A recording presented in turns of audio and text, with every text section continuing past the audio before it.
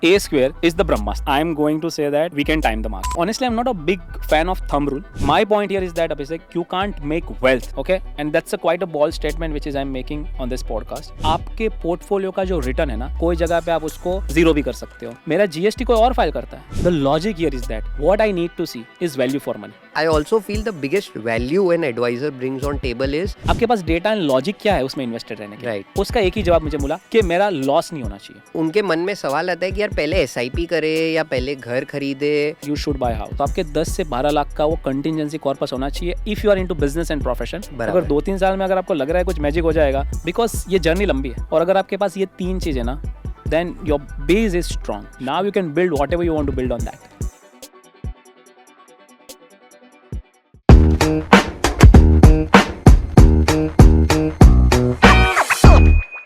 Welcome to the 4th episodes of Wealth Insight powered by Invedza, where we talk about money, personal finance and investments. Today I have a very dear friend of mine who is joining our show, CA Nitesh Buddhadev. He is well known in the tax planning and wealth domain. He speaks a lot about wealth planning strategies, tax planning strategies. Please welcome him to our show. Hi Nitesh.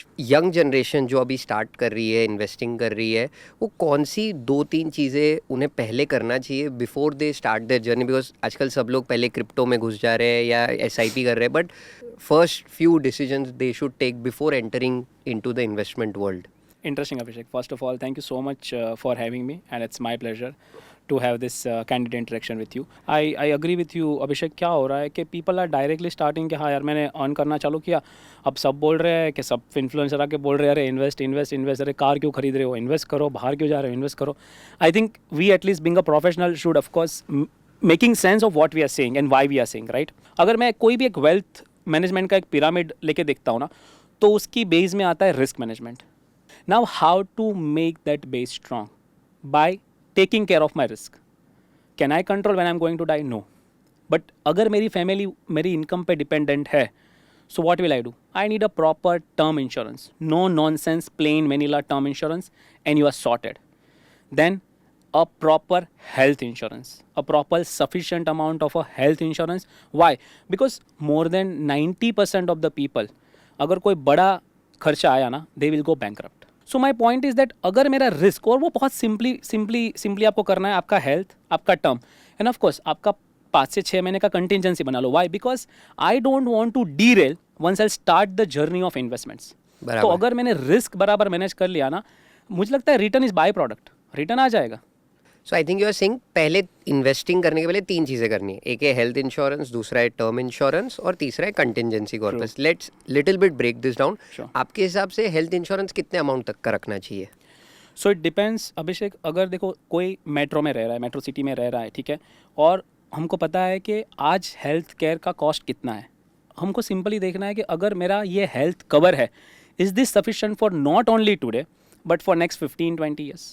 तो अगर एक rough amount दो आपको, around 25 to 30 lakh rupees of a family floater for family of let's say 3 to 4, और आपका वो अच्छा वाला कवर आप ले रहे हो जहाँ पे आपको नो क्लेम बोनस वगैरह मिलता जाएगा, you are sorted. You don't need to go and check every other day और एवरी अदर ईयर कि ये बराबर है कि नहीं. सो दैट इज़ द, मुझे लगता है, sufficient cover in a metro. Got it. Then coming to term insurance, वो कितने अमाउंट तक का लेना चाहिए किसी को?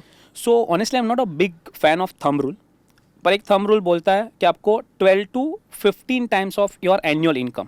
समझ लीजिए किसी का 20 लाख रुपए का इनकम है, ठीक है, अभी 20 लाख रुपए का आप अगर 12 टाइम्स भी करते हो तो वो हो जाता है रफली 3.5 करोड़.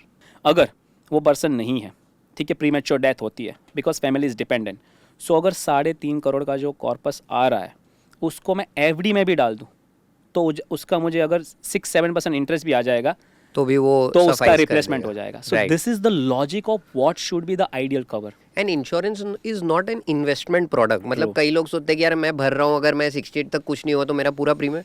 आप जब कार इंश्योरेंस लेते हो, कार को कुछ नहीं होता है तो आपका इंश्योरेंस चले जाता है, but the only basic idea behind taking a car insurance कि अगर मेरी गाड़ी को कुछ हुआ तो I should be safe. So I think we have covered health, we have covered term. What should be the ideal contingency corpus? Again, that depends upon that. Are you into business and profession or you are a salaried? Okay. Consider that we are in the business and profession, right? We need to have that sufficient working capital also क्योंकि कल जाके for example Covid जैसा situation होता है या कुछ भी ऐसा होता है, तो मेरे पास एटलीस्ट 8 to 12 मंथ्स का, अगर बिजनेस एंड प्रोफेशनल, बराबर, ठीक है, तो 8 से 12 महीने का एटलीस्ट मेरा जो फिक्स्ड एक्सपेंसेस है मुझे वो साइड में रख देना है। अगर समझ लीजिए किसी का 1 लाख का खर्चा हो रहा है, तो आपके 10 से 12 लाख का वो कंटिजेंसी कॉर्पस होना चाहिए if you are into business and profession, because उधर वोलेटिलिटी बिजनेस में ज़्यादा हो सकती है। yes. But if you are salaried और आपकी जॉब सॉर्टेड है, आप वो हायर फायर वाले सिचुएशन में नहीं हो, बराबर है, तो आपका even 4 to 6 month of contingency corpus is also sorted. और अगर आपके पास ये 3 चीज़ें ना, then your base is strong, now you can build whatever you want to build on that.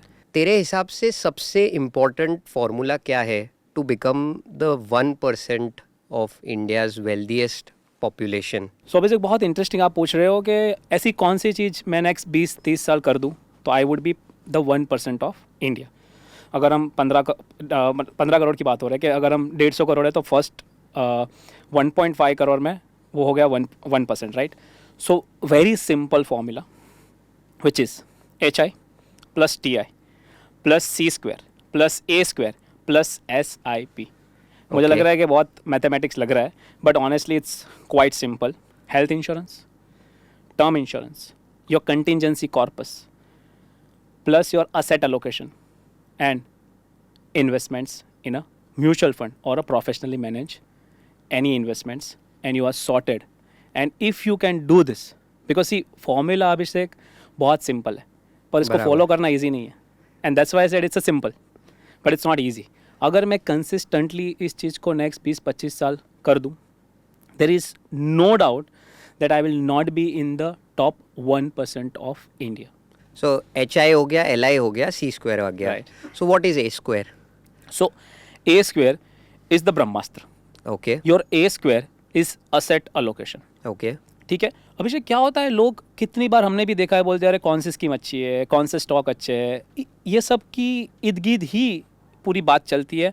There are enough studies, okay, enough studies by western market, by Indian market, कि आपके portfolio का जो return है ना is 90%, okay, I'm saying 90% of your portfolio return is driven by asset allocation। So मुझे लगता है अभिषेक हम लोग जो 90% चीज़ है ना उसको इग्नोर कर रहे हैं, और वो 5-10% जो हम शायद इतना कंट्रोल नहीं कर पाएंगे, और अल्टीमेटली अगर जो 90% मेरे पोर्टफोलियो में जो चीज़ रिटर्न लाने वाली है और अगर वो असेट एलोकेशन है, then why I should not be giving the utmost importance to that।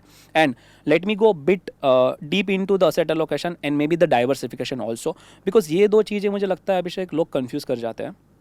Diversification बहुत सिंपल है, with in the asset class, right? और असेट एलोकेशन हो गया मतलब मुझे ऐसे एसेट्स में इन्वेस्ट करना है जो एक दूसरे से रिलेटेड नहीं है। और व्हेन आई से रिलेटेड नहीं है, अगर मेरा इक्विटी डाउन जाता है, अगर मेरे पास गोल्ड है तो गोल्ड वो टाइम पे अगर डाउन नहीं जाता है तो मेरे पोर्टफोलियो को एक स्टेबिलिटी मिल जाएंगी। So what we are trying to do by having a right asset allocation, कि हम पोर्टफोलियो के रिस्क को कम कर रहे हैं। तो ultimately here also we are managing the risk, बराबर, because also we have studied during our CA that diversification reduces the risk, and I would say only free lunch in the world of investing is a diversification, right? So I think एक investment का decision लेते समय हम 3 major decision लेते हैं। एक है asset allocation, दूसरा है मार्केट टाइमिंग, और तीसरा है सिक्योरिटी सिलेक्शन। बट लोग सिर्फ मार्केट टाइमिंग और सिक्योरिटी सिलेक्शन में इतना टाइम स्पेंड कर देते हैं कि ओवरऑल बैलेंस शीट में कितना बना रहे कई बार स्किप कर जाते हैं। तो डू यू रियली थिंक कि हम मार्केट को भी टाइम कर पाएंगे? अभिषेक मुझे लगता है कि आपने काफ़ी गेस्ट से बात की होगी, काफ़ी लोगों से मार्केट में बात की होगी, सबने बोला होगा कि we can't time the market. Yes, मैं आज आपको कॉन्ट्रा व्यू देने वाला हूँ। I am going to say that we can time the market. Okay, ठीक है, it looks quite contra. First of all देखते हैं कि व्हाट इज टाइम। हम जो बोलते हैं कि टाइम इन द मार्केट मतलब क्या, buy low and sell high, बराबर, ठीक है, और सबको यही करना है। अगर सबने ये कर लिया तो you crack the code. Why I am saying that, I will give you my own example. Abhishek I started investing from I think 2008, जब मार्केट 8,000 सेंसेक्स था। Today we are at 80,000 Sensex. Let's say I have done the SIP from 8,000 to 80,000। मेरा cost रफली 50,000 होगा, 50,000 Sensex पे। तो ultimately मैंने क्या किया, let's say if I want to exit right now, ठीक है, तो मैंने क्या किया, कंटिन्यूसली बाय किया। भले मैंने बाय लो नहीं किया, ओके, एवरेज किया, पर उसको एवरेज करते करते if I started buying at 8,000 Sensex, and if today's Sensex is let's say roughly 80,000, my average during this is 50,000. So I buy low, which is 50,000 Sensex, and now let's say hypothetically if I'm coming out right now at 80,000, So आपने which I have market timed the time कर market, लिया. right? So Right. my point is that you can time the market in that sense, and nobody is talking about that. So I think SIP and that discipline, staying put for next 15, 20, 25 years, you definitely going to time the market. My point here is that Abhishek, you can't make wealth with borrowed conviction and borrowed capital. बराबर. नितेश, क्योंकि आप भी एक chartered accountant हो, आपके हिसाब से हम कैसे टैक्स बचा सकते हैं इक्विटी म्यूचुअल फंड? बिकॉज 2018 तक तो मार्केट पे टैक्स नहीं था इक्विटीज़ पे, फिर 10% टैक्स लाया गया, अभी टैक्स बढ़ा के 12.5% कर दिया. तो कोई टैक्स सेविंग स्ट्रेटजीज है कि हम किस तरह ये टैक्स थोड़ा बहुत बचा सके? I will say that there are only two things certain in this world, which you are also aware: death and taxes. Yes. Of course, we can't do anything about the death, but we can definitely plan our taxes well, and so we can minimize that. और in some of the things, जहाँ पे मुझे लगता है कोई जगह पे आप उसको ज़ीरो भी कर सकते हो. So in 2018, अभी से I still remember, जब वो रूल आया 1st of Feb 2018 को, we were the first one to write about the profit harvesting. And why I'm saying that you can still avoid paying or you can save a good amount of your taxes. I'll give you an example. समझ लीजिए किसी ने अभी 5 लाख रुपए invest किया, ठीक है. Next year वो हो जाते हैं 6,25,000. Hypothetical, let's assume that the market behaves in this fashion. But मैं बोल रहा हूँ कि अगर मुझे 10 साल पैसे रखने हैं तो मुझे पता है ये 5 लाख वाला शायद 25 लाख होगा, 30 लाख होगा. I don't want to come out now, but just for profit harvesting और to make the benefit of tax planning, मैं 5 लाख वाला जो मेरा इक्विटी म्यूचुअल फंड या इक्विटी शेयर्स है उसको बेच दूंगा 6.25 लाख में. मतलब मेरा 1.25 लाख रुपीज़ का गेन हुआ. बराबर. ठीक है. अब per PAN per year I don't need to pay any tax on first 1,25,000. What I will do, I will go and maybe buy the same stocks और same mutual fund of 6,25,000.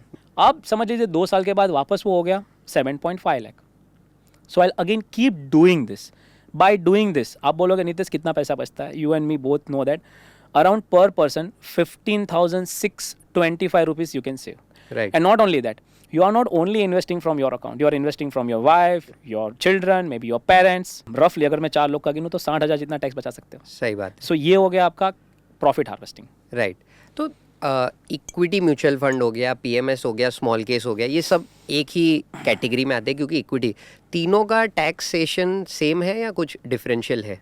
It's quite interesting Abhishek, because लोगों को लगता है सब equity में मैं डाल रहा हूँ, क्योंकि सी तीनों में एक चीज़ कॉमन है, प्रोफेशनल मैनेजमेंट है. अगर आप म्यूचुअल फंड से डाल रहे हो, there are AMCs who are managing your money. But PMS में क्या होगा और स्मॉल केस में क्या होगा, व्हाट आर द डिफरेंस?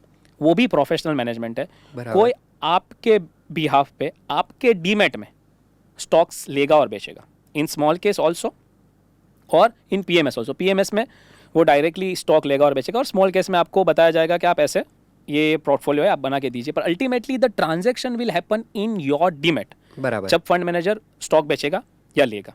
अब मैं ये क्यों एक्सप्लेन कर रहा हूँ, because the tax changes here which many people are not aware.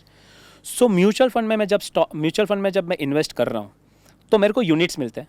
मेरे डीमेट में कोई एक्टिविटी नहीं होती. मेरा फंड मैनेजर क्या कर रहा है, like right now we are discussing Abhishek, but हमारे फंड मैनेजर तो स्टॉक ले रहे हैं, बेच रहे हैं, मार्केट इज ऑन. ठीक है. तो क्या होगा, जब वो फंड लेवल पे स्टॉक लेंगे बेचेंगे और ये जब भी एक्टिविटी होगी, ultimately this is happening at a fund level, तो ये इसको बोलते हैं टैक्स पास थ्रू स्टेटस. तो म्यूचुअल फंड में आपको तब तक टैक्स नहीं देना है, लॉन्ग टर्म या शॉर्ट टर्म, जब तक एक्चुअल में मैं मेरे म्यूचुअल फंड नहीं बेचता हूँ. बराबर. राइट. नाउ डीमेट में क्या होगा, मतलब व्हेन आई से डीमेट, जब आपका कोई पीएमएस है या स्मॉल केस में क्या होगा, और जब आप खुद भी स्टॉक्स लेते बेचते हो, क्या होता है, आप आपके अकाउंट में ये स्टॉक लेते हो बेचते हो. मान लीजिए आप 10 साल म्यूचुअल फंड में रहते हो और 10 साल पीएमएस में भी रहते हो, पर ये हर 10 साल में कुछ ना कुछ ट्रांजैक्शन आपके अकाउंट में होंगे, बिकॉज ऐसे ही तो प्रॉफिट जनरेट करेगा. राइट. तो वो हर 10 साल में आपको शॉर्ट टर्म या लॉन्ग टर्म कैपिटल गेन देते रहना है. बट सामने दूसरा इन्वेस्टर है जिसने 10 साल में एक भी बार म्यूचुअल फंड नहीं बेचा है, ठीक है, तो वो जीरो टैक्स देगा और पूरा टैक्स देगा 10 साल के बाद. तो आप टैक्स को डिफर कर रहे हो. And we understand that value of 100 today versus value of 100 after 10 years. बराबर.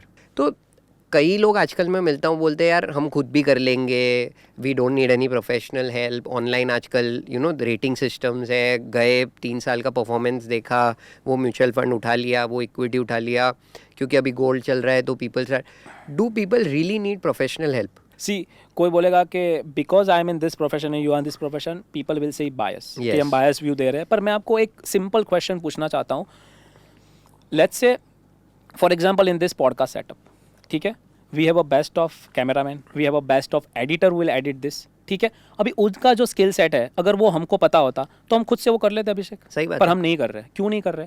Because we know that we are good at something, we are chartered, we know, you are CFA, you know that कैसे fund manage करना है, कैसे tax planning करनी है, बराबर है।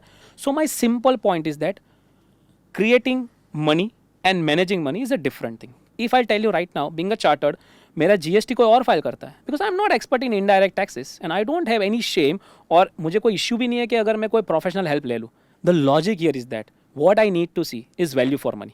बराबर। अगर अभिषेक, नितेश टेबल पे वो वैल्यू ला रहा है, then I don't mind paying him, और मेरे में से अगर जो कमीशन जा रहा है, I don't mind that. Why? Because ultimately I am seeing that what they are bringing on the table. So I am not saying that everybody needs a professional.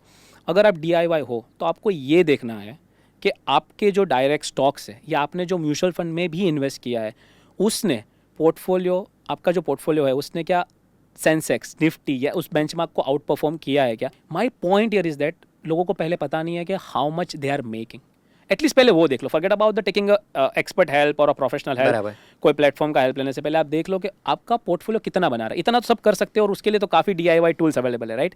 अगर मुझे पता है कि how much return my direct stocks और mutual fund is making, अभी जाके if you think that there can be 2-3% value addition by my advisor or by my distributor or that professional, you should not mind paying anything, right? Right. So this is the whole logic behind And I think mostly people only remember their winners. True. लोग अपने losers को भूल जाते हैं और उन लोग को लगता है कि यार देखो मैंने 100 रुपये डाला था 200 रुपया हो गया, 200 रुपये डाला था 240 रुपया हो गया।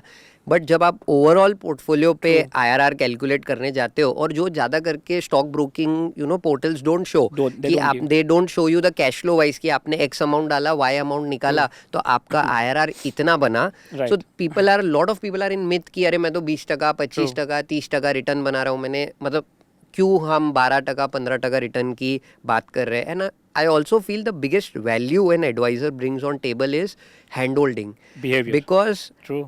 आप देखिए नंबर्स, जब भी मार्केट गिरता है whether even 5-10%, maximum SIP stop, maximum people start redeeming their money because they don't have somebody to hand hold them. I would like to add one thing here, Abhishek, आपने जो बोला ना वो मैं हर बार बोलता हूँ जहाँ पे भी TV शो में जाता हूँ या न्यूज़ में जाता हूँ या जहाँ पे भी जाता हूँ, और जहाँ पे बिहेवियर की बात आती है, आपको है ना 2 टाइप्स की सेविंग्स चाहिए to be a successful let's say or a wealthy person or a successful investor.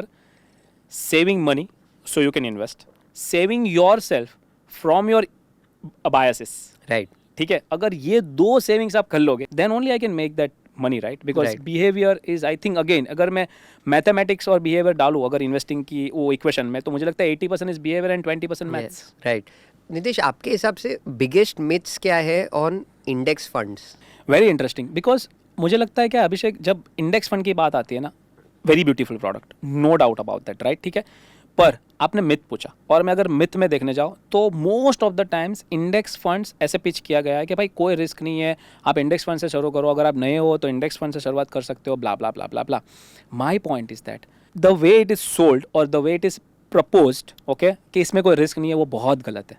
और I think somebody should look at the regulation कि भाई ऐसे नहीं बेच सकते इस चीज़ को, जो भी इसको एडवर्टाइज कर रहा है। Why I'm saying that? Hypothetically assume that somebody just invested some money into Nifty 50 funds in February 20. Covid आता है, 40% निफ्टी करेक्ट होता है, आपका पोर्टफोलियो 40% गिर जाएगा। अगर किसी ने 10 लाख निफ्टी में डाल दिए तो वो 6 लाख हो जाएगा। There is no down side protection. जब एक्टिव फंड मैनेजर है तो शायद उसको पता है कि वैल्यूएशन काफ़ी स्ट्रेस्ड है, तो उसके पास डिफेंसिव स्टॉक हो गए, थोड़ा कैश होगा और उसने वो हिसाब से डाइवर्सिफाई किया होगा, ठीक है। So my whole point here is that index fund is not risk free. So for God sake stop preaching it as for at least for a new investor. मैं बोल रहा हूँ ये मैच्योर्ड इन्वेस्टर के लिए है, जिसको लगता है कि मुझे एक प्रपोजिशन जो एक ये है कि मुझे एक्टिव प्लस पैसिव दोनों मेरे पोर्टफोलियो में चाहिए और कौन सी कैटेगरी में चाहिए, बराबर। So my point here is that it's definitely not a risk free.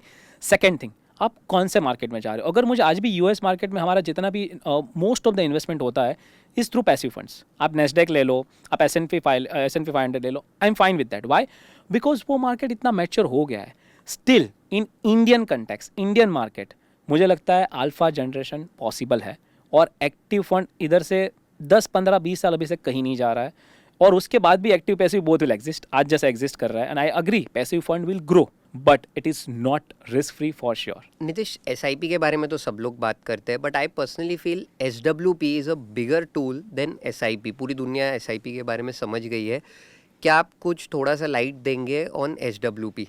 I completely agree Abhishek कि SIP तो पावरफुल है ही, बिकॉज मैं जब इन्वेस्ट कर रहा हूँ तब नथिंग लाइक SIP, पर जब मुझे विड्रॉ करना है मैं एक साथ विड्रॉ नहीं करके अगर मैं SWP से विड्रॉ करता हूँ, so how much powerful it can be. Let me give you an example. मान लीजिए कोई किसी का आज 1 करोड़ इन्वेस्ट कर रहा है और उसको नेक्स्ट मंथ ही उसका SWP चालू करना है. ठीक है, 1 करोड़ आज इन्वेस्ट कर रहा है, 30 साल में अभिषेक वो 3.5 करोड़ विड्रॉ करेगा और 30 साल के बाद भी उसके पास और 3.5 करोड़ बचेंगे. मान लीजिए किसी के पास 1 करोड़ है, उसने पोर्टफोलियो पे मैं कंजर्वेटिव एक रीजनेबल रिटर्न पकड़ रहा हूँ 10% CAGR. ओके. मैं उसको बोलूँगा कि don't withdraw more than 5%, because market ऊपर डाउन. साल का 5%, मतलब वो रफली आपका 5 लाख हो गया. मान लीजिए आप पर मंथ 42,000 विड्रॉ करोगे. ठीक है, तो फर्स्ट साल आपने 5 लाख विड्रॉ कर लिया और मान लीजिए 10% CAGR मिल रहा है, तो आपका 5 लाख से पोर्टफोलियो 1 करोड़ 5 लाख हो गया और 5 लाख आपने विड्रॉ कर लिया. सो अभी इस तरीके से आप चलते जाओ. मैं नहीं बोल रहा हूँ कि सिर्फ आप 5 लाख विड्रॉ करो, एवरी ईयर 5% ज़्यादा भी विड्रॉ करो. मतलब first year 5 lakh, next year 5,25,000. उसको इन्फ्लेशन से एडजस्ट कर रहा हूँ. तो 30 साल में आप विड्रॉ करेंगे 3.5 crore. Okay, you started with 5 lakh, total withdrawal in 30 years is 3.5 crore और वो 30 साल के अंत में आपके पास और 3.5 करोड़ बचेंगे. तो ये 1 करोड़ का 7 करोड़ हुआ with all the wealth you have enjoyed in this 30 years. बराबर. तो बहुत लोग लॉन्ग टर्म इन्वेस्टिंग की बात करते हैं. एक let's give some number to long term investing. According to you, what does short term investing means, what does medium term investing means, and what does long term investing means when you are investing into equity? एक number उसको. It's quite interesting Abhishek, because क्या होता है पता है, जब मैं कोई क्लाइंट को ऑन बोर्ड भी करता हूँ, और ये आपने भी देखा होगा, काफ़ी बार मिसमैच ऑफ एक्सपेक्टेशन हो जाता है. हम बोलते हैं कि अरे लॉन्ग टर्म में इन्वेस्टर रहना है, लॉन्ग टर्म में इन्वेस्टर, पर कोई नहीं बोल रहा है भाई लॉन्ग टर्म मतलब क्या, 7 साल 8 साल 10 साल, और क्यों. सो आई वॉज एनालाइजिंग दैट कि लॉन्ग टर्म मैं कैसे लॉन्ग टर्म बोल सकता हूँ. उसका एक ही जवाब मुझे मिला कि मेरा लॉस नहीं होना चाहिए. तो हमने डेटा लिया 1995 से अभी तक का. Okay. So if you have invested any time, okay, and that's a quite a bold statement which is I'm making on this podcast. If you have invested any time for a 7 years period from 1995 till now, there are no instance of negative loss. तो आप Nifty 50 में example दे रहा हूँ, Nifty 50 में आपने आज पैसा डाल दिया और 7 साल के लिए भूल जाइए for example. Based on the past data कभी भी आपका नेगेटिव रिटर्न नहीं आया है, which also says that 7 years is a long term horizon.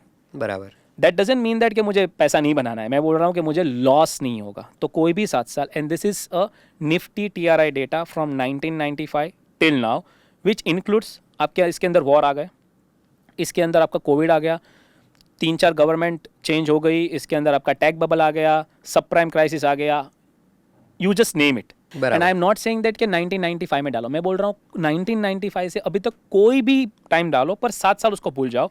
That's a long term and you never lost money based on the past data.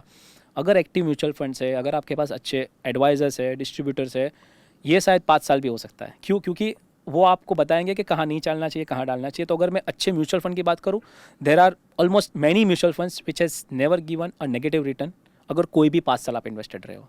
So my point here is that अगर आपके पास at least 7 years का horizon है, ठीक है, तब equity में आइए. And of course it also depends कि आप कब आ रहे हो. फॉर एग्जांपल कोई मार्च 2020 में डाल रहा है तो शायद 3 साल में भी कभी नेगेटिव रिटर्न नहीं देखा होगा, because valuation age was such. But मैं एक नॉर्मल एक वैल्यूएशन की बात कर रहा हूँ या स्ट्रेच वैल्यूएशन की बात कर रहा हूँ, उसके बावजूद भी कभी भी नेगेटिव रिटर्न नहीं है अगर 7 साल का होराइजन है. तो for me 7 years and above is a long term.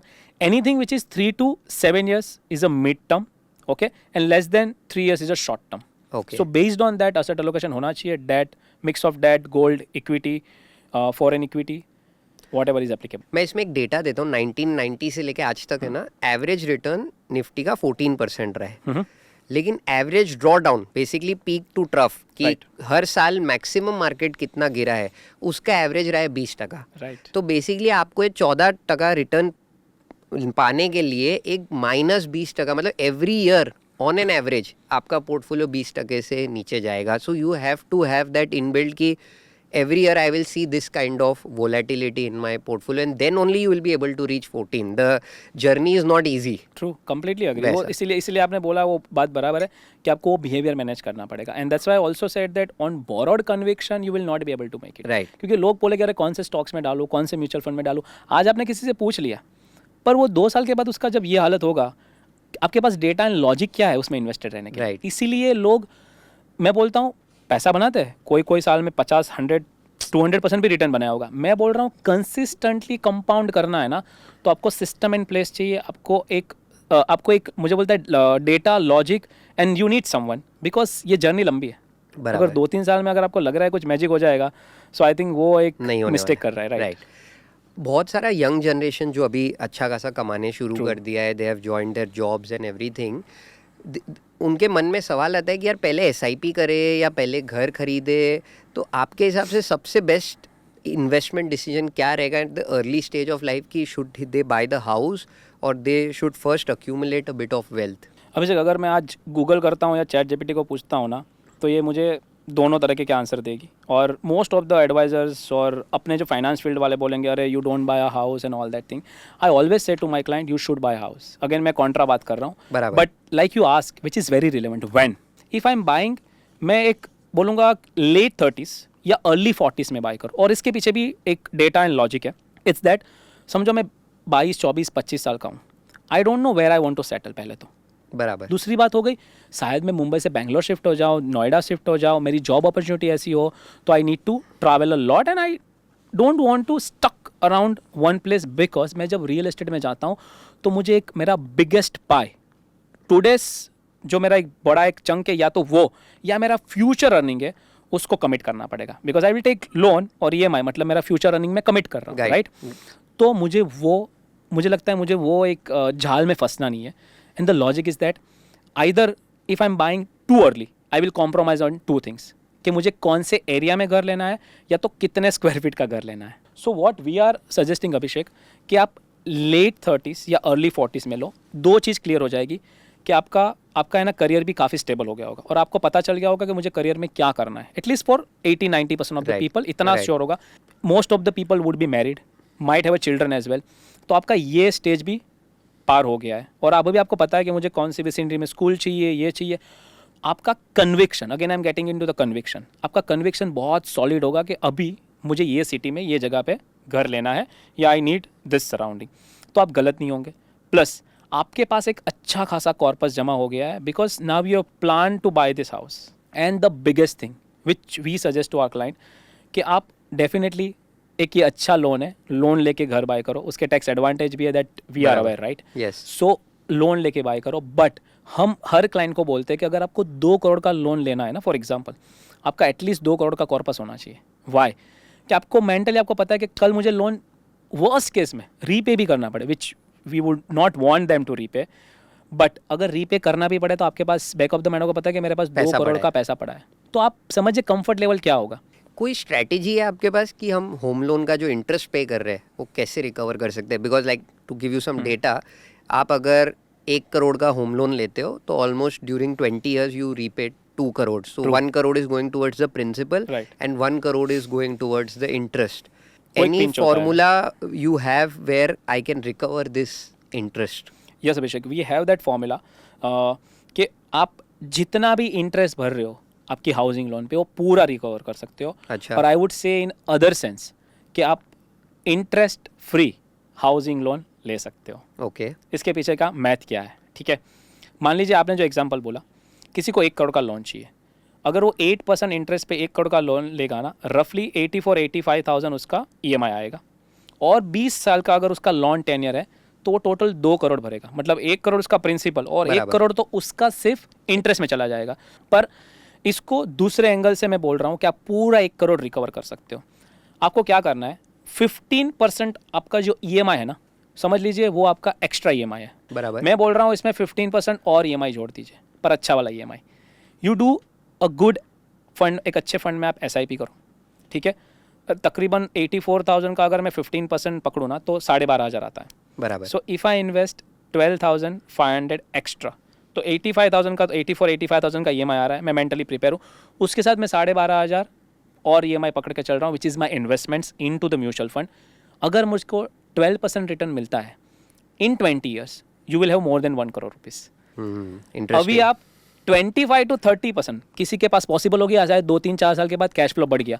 अगर मैं 25 से 30% ऑफ माई टोटल EMI अगर मैं दे दूँ तो मेरा 2 करोड़ रिटर्न पूरा आ जाएगा।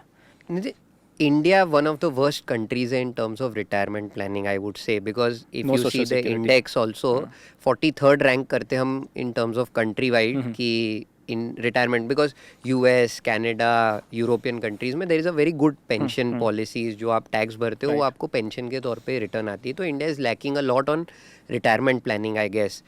How should somebody plan their retirement when they are in their 30s and 40s? So if somebody is right now in 30s and 40s and they want to plan for retirement, right? अभिषेक, इसके around एक data पढ़ रहा था मैं, I think before few days on a LinkedIn, कि हम लोग बहुत अच्छा अभी कंट्री है, डेमोग्राफिक डिविडेंड बोलते हैं। Yes. Average age of India is 29 and we all are celebrating that, and nothing wrong in that. हमारा कंजम्पशन अच्छा है, हमारा बाकी काफ़ी पैरामीटर में अच्छा कर रहे हैं, and I completely believe in that India growth story and we will be develop by 2047। पर ये डेवलपमेंट के साथ एक बहुत बड़ा इशू भी आने वाला है in next 15 years from now. आप तो 30 साल की बात कर रहे हो, मैं बोल रहा हूँ नेक्स्ट 15 साल में। मतलब आज कोई बंदा 45 का है, ठीक है, उसके पास 15 साल है रिटायरमेंट के लिए, कंसिडरिंग 60 साल में वो रिटायर होगा। Approximately in next 15 years 25 crore Indian का एज होगा 60। ओह, सो दैट्स ए ह्यूज। तो आज जो हम चीज़ सेलिब्रेट कर रहे हैं, जो जापान आज सफ़र कर रहा है, क्योंकि उसका काफ़ी सारा population is beyond 50s and 60s, right? So my whole point is that we are not retirement ready, and that's the truth, and people are not thinking. और अभी से जब हम बात करते हैं 15 साल ही बचे हैं, अगर 15 साल बहुत अच्छा लग रहा है, 45 वाले को अभी 15 साल भी बोल रहे हैं तो थोड़ा सुकून लग रहा है, पर मैं बोल रहा हूँ वो 180 मंथ्स हुआ। अब मैं उसको मंथ्स में डाल दिया तो 180 मंथ्स में आपको रिटायरमेंट कॉर्पस जमा करना है अगर आपने कुछ नहीं किया है तो। बट खैर, हम बात कर रहे हैं अगर कोई 25-30 साल का ये पॉडकास्ट देख रहा है और उसके लिए मान लीजिए अभिषेक आज किसी का 1 लाख का फैमिली का एक्सपेंस हो रहा है, फैमिली ऑफ 2, 3 और 4 स्टेइंग इन अ मेट्रो, अगर 1 लाख आज मेरा एक्सपेंसिस है तो नेक्स्ट 30 साल में अगर मैं 6 से 7% इन्फ्लेशन भी पकड़ूँ तो वो 1 मंथ का एक्सपेंशन जो 1 मंथ का जो एक्सपेंसिस है वो इन्फ्लेशन पकड़ के हो जाएगा 6 लाख रुपये।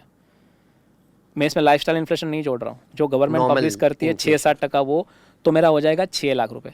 मतलब मुझे 1 साल का चाहिए 72 लाख रुपीज़, अभी जो 12 लाख चाहिए वो 72 लाख चाहिए, ठीक है। And everybody understand inflation. अभी आई थिंक मुझे नहीं पता है कि किसी को ऐसा लग रहा है कि इन्फ्लेशन नहीं है, इन्फ्लेशन है, it's real and we have seen since we born. In fact 6-7% से ज़्यादा ही है, पर मैं 6-7 पकड़ के चल रहा हूँ तो आपको 6 लाख चाहिए।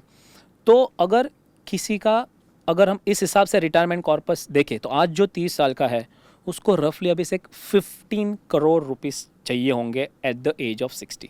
आज मैं किसी से बात करता हूँ, आपको क्या लग रहा है कितना रिटायरमेंट कॉर्पस होगा? बोलते हैं 5 करोड़, 6 करोड़, 8 करोड़ मिल गया, कोई 10 करोड़ भी बोल देता है, राइट? तो आज जो 30 साल का बंदा है उसको 15 करोड़ चाहिए अगर उसका house expense right now is 1 lakh. पर अभी ये बहुत ओवरवेलमिंग लग रहा है कि 15 करोड़ चाहिए, ठीक है। दैट्स सिंपल कैलकुलेशन, कोई भी कर सकता है, ऐसा नहीं है कि हम इसको बड़ा चढ़ा के बोल रहे हैं। तो अभी से 15 करोड़ बड़ा लग रहा है, पर अगर वो 30 साल का बंदा है और उसको 60 साल तक ये जमा करना है तो उसको सिर्फ 50,000 का SIP करना है। अगर वो 50,000 का SIP करता है और अगर 12% रिटर्न मिलता है, that will give him 60 crore. उसको 60 बाय द एज ऑफ 60 ही विल हैव अ 15 करोड़। अब कोई बोलेगा कि नितेश यार 50,000 की SIP पॉसिबल नहीं है क्योंकि मैंने EMI कमिटमेंट ले लिया, कुछ और है, लेट्स अज्यूम दैट। तो उसके लिए और एक ऑप्शन है अभिषेक, 20,000 का SIP top up it by 10% every year. मतलब आज 20,000 करूंगा, next year 22,000, then 24,000 something and so forth. Even if you can afford to start 20,000, trust me, by that increase in 10% every year top up, आप 15 करोड़ तक पहुंच सकते हो। तो अब कुछ बातें करते हैं थोड़े टैक्स के ऊपर, क्योंकि अगर हम थोड़ा टैक्स बचा के दे देंगे लोगों को तो they will be able to save more. Nirmala ma'am ने बहुत ही अच्छा लास्ट ईयर बजट रिलीज़ किया जहाँ 12,75,000 रुपीज़ तक टैक्स फ्री कर दिया। बहुत लोगों को लग रहा है कि समझिए अगर मैं 15 लाख रुपए कमा रहा हूँ तो मेरा क्या पहला 12,75,000 टैक्स फ्री और मुझे केवल वो रिमेनिंग अमाउंट पे पैसा भरना है, या कैसे चलने वाला है? सो अभिषेक बिल्कुल ऐसा नहीं है। The moment your let's say आपका 12 लाख के ऊपर जो भी इनकम जाता है उसके ऊपर लोगों को लगता है सिर्फ उसके ऊपर ही टैक्स देना है। ये बहुत बड़ा मिसकंसेप्शन है, एक्चुअल में ऐसा नहीं है। क्यों ऐसा नहीं है? एक रिबेट करके प्रोविजन है, उसकी वजह से जो भी पर्सन सिर्फ 12 लाख तक उसका टैक्सेबल इनकम है तो वो टैक्स नहीं भर रहा है। बट द मोमेंट आपका 12 लाख के ऊपर कुछ भी जा रहा है, बराबर, आपको टैक्स पूरे पे देना पड़ेगा। और पूरे कहाँ से चालू होता है? 4 लाख से, because only 0 to 4 lakh is exempt. फिर 4 से 8 पे 5%, 8 से 12 पे 10%, सो एंड सो फोर्थ जो स्लैब है, बराबर है। तो ऐसा क्यों है कि 12 लाख तक टैक्स नहीं देना है? एक रिबेट करके बेनिफिट है।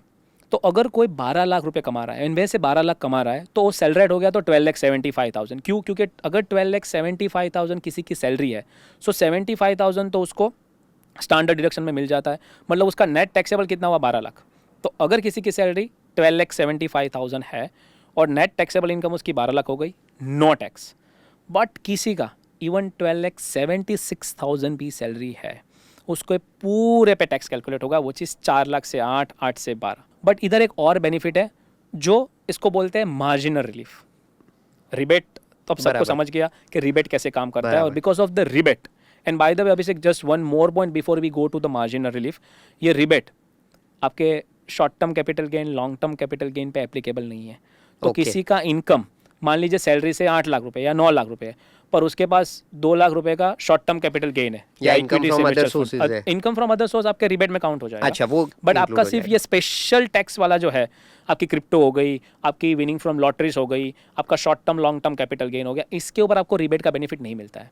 Okay. And because of that, so somebody is having 8 lakh of salary और 2 लाख रुपए का समझ लीजिए उसके पास शॉर्ट टर्म कैपिटल गेन है, तो 8 लाख पे तो उसको कोई टैक्स नहीं भरना है। पर बाकी के 2 लाख के ऊपर अगर वो short term capital gain from mutual fund और इक्विटी है, तो उसके ऊपर 20% टैक्स भरना पड़ेगा, अगर भले ही उसकी इनकम 12 लाख से कम है। ये हो गया रिबेट वाला चैप्टर। बराबर। अब मैं आता हूँ मार्जिनल रिलीफ पे। मान लीजिए किसी का after all the standard deduction वगैरह 12.5 लाख का इनकम है, तो उसका इनकम तो बढ़ा 50,000 से, बट उसको पूरे पे टैक्स भरना पड़ेगा। तो उससे अच्छा तो ये बोलेगा कि यार इससे अच्छा तो मेरा 50,000 ले लो, मेरे को 50,000 नहीं चाहिए। तो that's exactly the provision of marginal relief. Marginal relief क्या बोलता है कि 12.5 लाख आपका इनकम है, again all the standard deduction और कुछ भी डिडक्शन है, तो न्यू रिजिम में सिर्फ स्टैंडर्ड डिडक्शन ही है। तो स्टैंडर्ड डिडक्शन के बाद अगर आपका 12,50,000 इनकम है, तो आपको उसके ऊपर तकरीबन टैक्स आता है 67,000 और something. And because of that marginal relief exist, तो क्या होगा? 50,000 टैक्स में जाएगा, नॉट 67,500। सो ये बेनिफिट मिलता है अप टू 12,70,000। अगर इसमें कंफ्यूज नहीं होना है, मैं 12,70,000 बोल रहा हूँ पोस्ट दैट स्टैंडर्ड डिडक्शन, मतलब 12,70,000 प्लस 75,000 का स्टैंडर्ड डिडक्शन। तो इसमें जो भी है, जो 12,75,000 से रफली अराउंड 13,50,000 या 13,80,000 तक आते हैं ना, ये सब इसमें कवर हो जाता है। So this is for marginal relief. उसके बाद कुछ नहीं है, आपको टैक्स पूरे पे देना है। समझा। तो बहुत लोगों को एक कंफ्यूजन है ओल्ड रिजीम न्यू रिजीम, क्योंकि थोड़ा टैक्स सिस्टम कॉम्प्लेक्स हो गया है अभी। क्या मैं हर साल रिजीम चेंज कर सकता हूँ? अपने लिए नहीं है, जो सैलरीड है वो हर साल अपनी रिजीम चेंज कर सकते हैं। Okay. If you are a salaried, you can change your old new, new to old, whatever is beneficial for you every year. Yes. But if you are a professional business, okay, और business owner, उसमें आप आपका return file करते हो, तो आपको सिर्फ life time में दो ही बार आप रिजीम चेंज कर सकते हो। So this is the benefit कि आप अगर सैलरीड हो तो आप एवरी ईयर चूज करो कि आपके लिए कौन सा रिजीम बेटर है। बराबर। नीतीश, एजुकेशन लोन बहुत सारे पेरेंट्स आजकल ले रहे हैं अपने बच्चों के नाम पे, because they are sending them abroad और प्रोबेबली इन इंडिया। आपके हिसाब से एजुकेशन लोन पे क्योंकि टैक्स बेनिफिट भी मिलता है, क्या करना चाहिए so that we can optimise the taxation? So education loan 80E के अंडर बहुत ही पावरफुल सेक्शन है। फर्स्ट ऑफ ऑल ये सिर्फ ओल्ड रिजिम में ही मिलेगा, ठीक है। तो 80E में ऐसा प्रावधान है कि अगर आपका जो एजुकेशन लोन आप ले रहे हो उसके ऊपर कितना भी इंटरेस्ट आने दो, ठीक है, unlimited interest on education loan आप डिडक्शन में ले सकते हो, कोई लिमिट के बिना। ओके, मतलब किसी का 5 लाख रुपए का इंटरेस्ट आ रहा है साल का, तो पूरा 5 लाख क्लेम कर सकते हैं अंडर 80E, और ये 8 साल तक क्लेम कर सकते हैं। ओके। नाउ इसमें लोग क्या गलती करते हैं, बच्चे के नाम पे नहीं लेना चाहिए। क्यों नहीं लेना चाहिए? जो स्टूडेंट जाने वाला है अब्रॉड, वो शायद अब्रॉड ही सेटल होगा या थोड़े साल तो एटलीस्ट उधर जॉब करेगा, तो उसका इनकम इंडिया में तो टैक्सेबल है ही नहीं। और मान लीजिए वो इंडिया के हायर एजुकेशन के लिए भी लोन ले रहे हैं, और मान लीजिए वो इंडिया में वापस भी आने वाला है एजुकेशन करके भी, तो इनिशियल ईयर्स में उसकी इनकम से उसके पेरेंट्स की इनकम ज़्यादा होगी, ठीक है। So always opt as a guardian और अ को एप्लीकेंट। अगर आप पेरेंट हो तो आप को एप्लीकेंट वो लोन में बन जाइए, तो आप वो जो इंटरेस्ट डिडक्शन है वो पूरा आप क्लेम कर पाएंगे। एज अ बिजनेस प्रोफेशनल और अ सैलरीड आप वो 80E सेक्शन का बेनिफिट ले सकते हो। तो जितना भी ये एजुकेशन के ऊपर आपको इंटरेस्ट भरना पड़ेगा, एटलीस्ट आप उसको डिडक्शन में ले लेंगे तो आपका कॉस्ट ऑफ बोरोइंग काफ़ी नीचे आ जाएगा। होम लोन में क्या टैक्स बेनिफिट मिलता है? सो अभिषेक, काफ़ी लोगों को नहीं पता है, एटलीस्ट मैं अभी न्यू रिजिम की ओर से बात करता हूँ। लोगों को होता है न्यू रिजिम में तो कोई भी डिडक्शन नहीं है। डिडक्शन नहीं है, बट लोगों को ये नहीं पता है कि अगर आप आपका घर रेंट पे देते हो, लेट आउट प्रॉपर्टी, तो आप जितना भी इंटरेस्ट भर रहे हो पूरा डिडक्शन ले सकते हो, even under the new regime. Okay. So let's say मेरे पास एक प्रॉपर्टी है जो मैंने लोन पे खरीदी है और मैंने उसको लेट आउट कर दी, जिसको एलओपी बोलते हैं, लेट आउट प्रॉपर्टी। जहाँ पे मैं खुद रहता हूँ उसको एसओपी बोलते हैं, सेल्फ ऑक्यूपाइड प्रॉपर्टी। उसके ऊपर न्यू रिजिम में आपको कोई टैक्स बेनिफिट नहीं मिलेगा, यू आर करेक्ट। बट अगर मेरी लेट आउट प्रॉपर्टी है और उसके ऊपर मेरा कोई लोन चल रहा है, तो मैं जितना भी इंटरेस्ट भर रहा हूँ, नॉट जस्ट 2 लाख अभिषेक, पूरा इंटरेस्ट को मैं मेरे जो रेंट इनकम है उसके सामने सेट ऑफ कर सकता हूँ। अगर मेरा 10 लाख रुपए रेंट इनकम आ रहा है और मेरा लेट्स से इंटरेस्ट मैं 10 लाख भर रहा हूँ, पूरा मैं सेट ऑफ कर सकता हूँ। Okay. So this is a very beautiful, I would से, a possibility of tax planning जो काफ़ी लोगों को नहीं पता है। तो अगर आप कोई प्रॉपर्टी में इन्वेस्ट करने के लिए जा रहे हो तो एटलीस्ट टेक लोन, तो जो भी आपका इनकम है वो आपका ये इंटरेस्ट इनकम के सामने सेट ऑफ हो जाएगा। तो समझो किसी का 10 लाख का रेंटल इनकम है, उसको 30% आई थिंक स्टैंडर्ड डिडक्शन मिलेगा, which will come to 7 lakh. और अगर किसी का 6 लाख रुपए इंटरेस्ट जा रहा है तो वो भी उसको डिडक्शन मिल जाएगा और सिर्फ केवल 1 लाख ही उसका इनकम फ्रॉम हाउस प्रॉपर्टी आएगा और 1 लाख के ऊपर ही उसका टैक्स आएगा। समझा। नितेश, आई think you and me both keep talking about HUF कि यार सबको HUF बनाना चाहिए, HUF बनाना चाहिए। क्यों आपको लगता है कि HUF बनाना चाहिए? सो ये काफ़ी अच्छा टैक्स प्लानिंग पॉसिबल है अगर आप HUF क्रिएट करते हो, और काफ़ी लोगों ने एक्सप्लोर नहीं किया है। अगर आप हिंदू, जैन, बुद्ध और सिख हो, तो भले हिंदू अनडिवाइडेड फैमिली नाम है, पर ये all fall into the Hindu as per the definition of HUF। Okay, जितने भी हिंदू, जैन, बुद्ध एंड सिख है उसका ऑलरेडी HUF एग्जिस्ट है। काफ़ी लोग शॉक हो जाएंगे क्योंकि ये कोई एग्रीमेंट नहीं है जहाँ पे आप बनाओगे, ये बाय आप मैरिज करते हो, आप ये फैमिली में बॉर्न होते हैं, उससे ही आपका ये क्रिएट हो जाता है। इसको आपको सिर्फ रजिस्टर करना है। तो once you have a child, do register your HUF। उससे क्या होगा, आपकी HUF में जो आपकी इनकम है वो आप सेपरेट असेसी के हिसाब से उसको ले सकते हो।